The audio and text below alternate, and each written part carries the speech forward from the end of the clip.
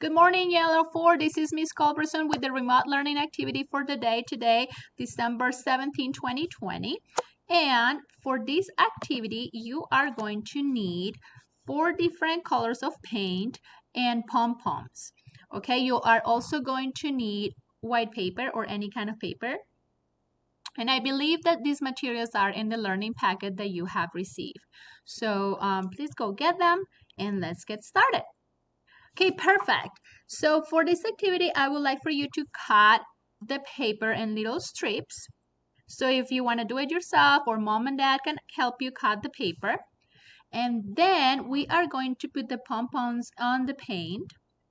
And little by little, you're going to grab the pom-pom with your very good finger muscles, each pom-pom, and you're going to stamp it on the paper.